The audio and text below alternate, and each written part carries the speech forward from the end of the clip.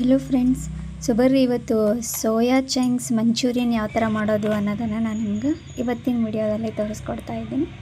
So ಬರ್ರಿ ಹಾಗಾದರೆ video start ಮಾಡೋಣ. ಸೊ ನೋಡಿರಿ, ಇಲ್ಲಿ ಫಸ್ಟು ನಾನು ಒಂದು ಸೋಯಾ ಚಂಕ್ಸನ್ನು ತೊಗೊತಾ ಇದ್ದೀನಿ. ಸೊ ಇದು ಮಾರ್ಕೆಟಲ್ಲೆಲ್ಲ ಸಿಗುತ್ತೆ. ಸೊ ಫಸ್ಟಿಗೆ ಇದನ್ನು ಸ್ವಲ್ಪ ಬಿಸಿ ನೀರಲ್ಲಿ ಕುದಿಸ್ಕೋಬೇಕಾಗತ್ತೆ. ಸೊ ಹಾಗಾಗಿ ನಾನಿಲ್ಲಿ ಸ್ವಲ್ಪ ನೀರನ್ನು ಕುದಿಯೋದಕ್ಕೆ ಇಟ್ಟಿದ್ದೀನಿ. ನಾನು ಸ್ವಲ್ಪ ಪ್ರಮಾಣದಲ್ಲಿ ಈ ಸೋಯಾ ಚಂಕ್ಸ್ಗಳನ್ನು ಇದರಲ್ಲಿ ಹಾಕಿ ಒಂದು 5 ನಿಮಿಷ ಅಷ್ಟೇ ಇದನ್ನು ಕುದಿಸ್ಕೊತೀನಿ. ಸೊ ಅದಾದಮೇಲೆ ಫ್ಲೇಮನ್ನು ಆಫ್ ಮಾಡಿ ನೋಡಿ, ಇವಾಗ ಇದನ್ನು ಸಪ್ರೇಟ್ ಮಾಡೋಣ. ಸೊ ನೀರು ತುಂಬ ಬಿಸಿ ಇರುತ್ತೆ, ಸೊ ಹಾಗಾಗಿ ಹುಷಾರಾಗಿ ಇದನ್ನು ಸಪ್ರೇಟ್ ಮಾಡ್ಕೊಳ್ರಿ. ಸೊ ಅದಾದಮೇಲೆ ಇದನ್ನು ಸ್ವಲ್ಪ ಇದರಲ್ಲಿರುವಂಥ ನೀರಿನ ಅಂಶನ ನಾವು ಹಿಂಡಬೇಕಾಗತ್ತೆ. ನೋಡಿ, ಎಲ್ಲನೂ ನಾನು ಇದನ್ನು ಈ ಥರ ಹಿಂಡ್ಕೊಂಡು ಸಪ್ರೇಟ್ ಮಾಡಿ ಇಟ್ಕೊಂಡಿದ್ದೀನಿ. ಇವಾಗ ಇದಕ್ಕೆ ಸ್ವಲ್ಪ ಅರಿಶಿಣ ಪುಡಿಯನ್ನು ಹಾಕೋತಾ ಇದ್ದೀನಿ, ಮತ್ತು ಸ್ವಲ್ಪ ಮಸಾಲ ಪೌಡರ್ ಹಾಕೋತಾ ಇದ್ದೀನಿ, ಸಾಂಬಾರು ಮಸಾಲ ಇದು. ಆ್ಯಂಡ್ ಮತ್ತು ಸ್ವಲ್ಪ ಖಾರದ ಪುಡಿಯನ್ನು ಸೇರಿಸ್ಕೋತಾ ಇದ್ದೀನಿ, ಮತ್ತು ಸ್ವಲ್ಪ ರುಚಿಗೆ ತಕ್ಕಷ್ಟು ಉಪ್ಪನ್ನು ಆ್ಯಡ್ ಮಾಡ್ಕೊಳ್ರಿ. ಆ್ಯಂಡ್ ಇದಕ್ಕೆ ಸ್ವಲ್ಪ ಕಾರ್ನ್ಫ್ಲೋರನ್ನು ಸೇರಿಸ್ಕೊಳ್ಳೋಣ. ಸೊ 1 ಟೀ ಸ್ಪೂನ್ ಆಗುವಷ್ಟು ಕಾರ್ನ್ಫ್ಲೋರನ್ನು ನಾನಿಲ್ಲಿ ಆ್ಯಡ್ ಮಾಡ್ಕೋತಾ ಇದ್ದೀನಿ. ಇವಾಗ ಇದನ್ನು ಚೆನ್ನಾಗಿ ಮಿಕ್ಸ್ ಮಾಡ್ಕೊಳ್ಳೋಣ. ಸೊ ನೋಡಿರಿ, ಈ ಥರ ಇದನ್ನು ಮಿಕ್ಸ್ ಮಾಡ್ಕೊರಿ. ಆಮೇಲೆ ಇದು ಯಾವುದೇ ಕಾರಣಕ್ಕೂ ಒಡೆಯೋದಿಲ್ಲ. ಸೊ ಸೋಯಾ ಚಂಕ್ಸ್ ಹೆಂಗಿರುತ್ತೆ ಹಾಗೆ ಇರುತ್ತೆ. ಸೊ ಒಡೆದ್ರೂ ಕೂಡ ಅದನ್ನು ನೀವು ಮತ್ತೆ ರೌಂಡ್ ಶೇಪ್ ಮಾಡಿ ನೀವು ಅದನ್ನು ಫ್ರೈ ಮಾಡ್ಬೋದು. ಸೊ ನೋಡಿ, ಇವಾಗ ನಾನು ಇದನ್ನು ಒಂದು ರೌಂಡ್ ಚೆನ್ನಾಗಿ ಕಲಸಿಟ್ಕೊಂಡಿದ್ದೀನಿ. ಮತ್ತು ನಿಮಗೆ ಇದಕ್ಕೆ ಇನ್ನೂ ಸ್ವಲ್ಪ ಕಾರ್ನ್ಫ್ಲೋರ್ ಬೇಕು, ತುಂಬಾ ನೀರಾಗಿದೆ ಅಂತ ಅನಿಸಿದರೆ ನೀವು ಮತ್ತೆ ಒಂಚೂರು ಕಾರ್ನ್ಫ್ಲೋರನ್ನು ನೀವು ಇದಕ್ಕೆ ಆ್ಯಡ್ ಮಾಡಿಕೊಂಡು ಮತ್ತೊಂದು ಸರಿ ಇದನ್ನು ಚೆನ್ನಾಗಿ ಮಿಕ್ಸ್ ಮಾಡ್ಕೊರಿ. ಮಿಕ್ಸ್ ಮಾಡಿದಾದಮೇಲೆ ಈ ಕಡೆ ಒಂದು ಪಾತ್ರೆಯಲ್ಲಿ ಒಂದು ಸ್ವಲ್ಪ ಆಯಿಲ್ ಹಾಕಿ ಬಿಸಿ ಮಾಡೋದಕ್ಕೆ ಇಡೋಣ.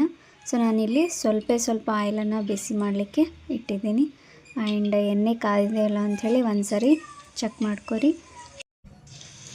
ಇವಾಗ ಎಣ್ಣೆ ಎಲ್ಲ ಕಾದಿದೆ. ಇದಕ್ಕೆ ನಾವು ಮಸಾಲ ಮಿಕ್ಸ್ ಮಾಡಿರುವಂತಹ ಸೋಯಾ ಚಂಕ್ಸನ್ನು ಒಂದೊಂದಾಗಿ ಈ ಎಣ್ಣೆ ಒಳಗಡೆ ಹಾಕಿ ಫ್ರೈ ಮಾಡೋಣ. ಸೊ ಹಾಕಿದ ತಕ್ಷಣವೇ ಇದನ್ನು ಕೈ ಆಡಿಸ್ಲಿಕ್ಕೆ ಹೋಗಬೇಡ್ರಿ. ಸ್ವಲ್ಪ ಫ್ರೈ ಆದಮೇಲೆ ಇದನ್ನು ಟರ್ನ್ ಮಾಡಿ. ಆ್ಯಂಡ್ ನೋಡಿರಿ, ಇವಾಗ ನಾನು ಒಂದು ಸ್ವಲ್ಪ ಹಾಕಿದ್ದೀನಿ. ಆ್ಯಂಡ್ ಇದೆಲ್ಲನೂ ಇವಾಗ ಫ್ರೈ ಆಗಿದೆ. ಸೊ ಇದನ್ನು ಒಂದು ಬೌಲ್ಗೆ ಸರ್ವ್ ಮಾಡ್ಕೊಳ್ಳೋಣ.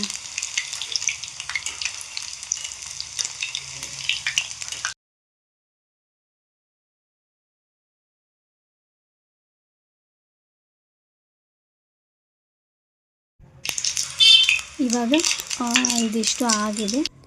ಆ್ಯಂಡ್ ಒಂದು ಪಾತ್ರೆ ಹಾಕಿ ಅದರಲ್ಲಿ ಸ್ವಲ್ಪ ಎಣ್ಣೆ ಹಾಕಿ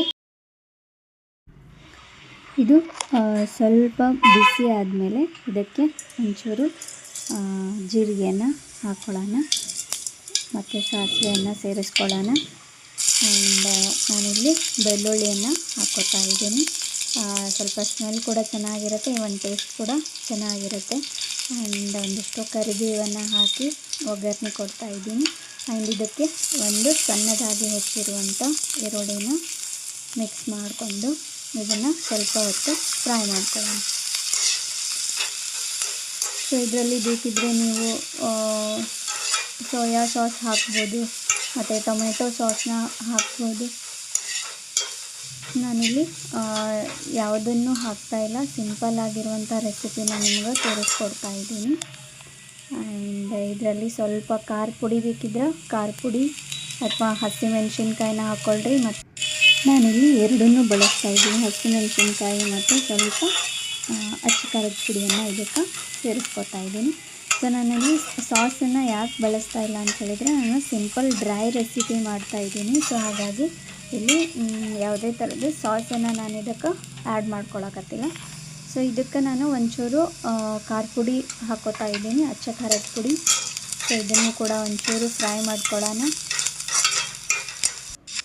ಆ್ಯಂಡ್ ಇದಕ್ಕೆ ನಾನು ಸ್ವಲ್ಪ ವಿನೇಗರನ್ನು ಸೇರಿಸ್ಕೊತಾ ಇದ್ದೀನಿ. ಸೊ ವಿನೇಗರ್ ಇಲ್ಲ ಅಂತ ಹೇಳಿದರೆ ನೀವು ನಿಂಬೆ ಹಣ್ಣಿನ ಜ್ಯೂಸನ್ನು ಕೂಡ ನೀವು ಇದರಲ್ಲಿ ಸೇರಿಸ್ಕೋಬೋದು.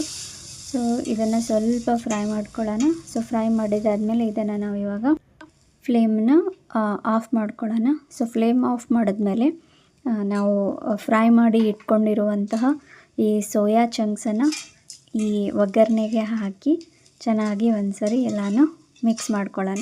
ಸೊ ನೋಡಿರಿ, ನಾವು ಅದು ಕಲಿಸ್ಬೇಕಾದ್ರೆ ಅದು ಒಡೆದು ಹೋಗಿರುತ್ತೆ ಅಂತ ಅಂದ್ಕೋತಿದ್ವಿ, ಬಟ್ ಆ ಥರ ಇದು ಒಡೆದಿಲ್ಲ. ಸೊ ಆರಾಮಾಗಿ ನೀವು ಅದನ್ನು ಚೆನ್ನಾಗಿ ಮಿಕ್ಸ್ ಮಾಡ್ಕೋಬೋದು.